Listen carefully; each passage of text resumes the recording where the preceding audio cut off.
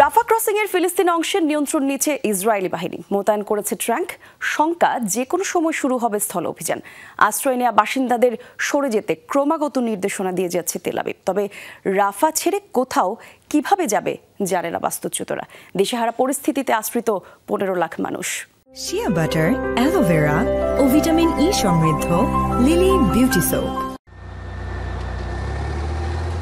মিশর গাজার সীমান্ত ক্রসিং থেকে রাফার 200 মিটার ভেতরে অবস্থান করছে ইসরায়েলি সেনারা। ট্যাঙ্ক বহর নিয়ে প্রস্তুত পদাতিক বাহিনী। রাফা ক্রসিংয়ের গাজার অংশ এখন তেল আবিবের নিয়ন্ত্রণে। স্থল অভিযান নিয়ে যে হুমকি এতদিন দিয়ে আসছে তা বোধহয় আসন্ন। রাফা ছেড়ে যাওয়ার নির্দেশ দিয়ে আকাশ থেকে ফেলা হচ্ছে লিফলেট। মোবাইল বার্তায়ও একই নির্দেশনা। সরে যেতে বলা হচ্ছে খান ইউনিসের দিকে। কিন্তু কোথায় ঠাঁই হবে 15 লাখ মানুষের? একসময় আল মাওয়াসি থেকে সরতে বলেছিল, এখন সেখানে যেতে বলছে। এখনো একটি নির্দিষ্ট জায়গা পেলাম না থিতু হওয়ার মতো। আমরা ক্লান্ত, শ্রান্ত। গাজা সিটি, খান ইউনুস, এরপর রাফা। গাজা সিটি, খান ইউনুস এখন ভূতের নগরী। আমাদের বেঁচে থাকার কোনো জায়গা নেই।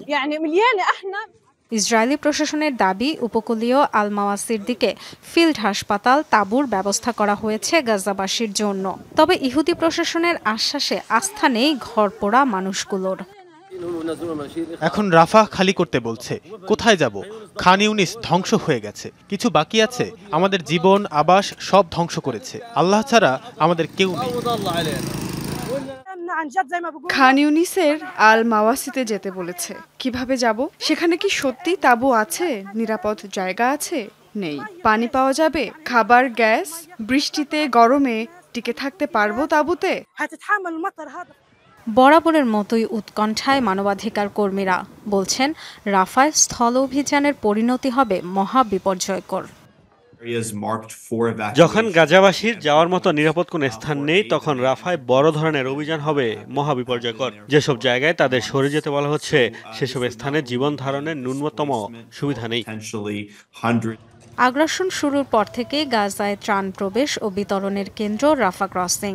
আহতদের চিকিৎসার জন্য সরিয়ে নেয়া, সাংবাদিক বা স্বেচ্ছাসেবীদের প্রবেশের পথও এটি। Dorothy Tasrin, Jamuna news.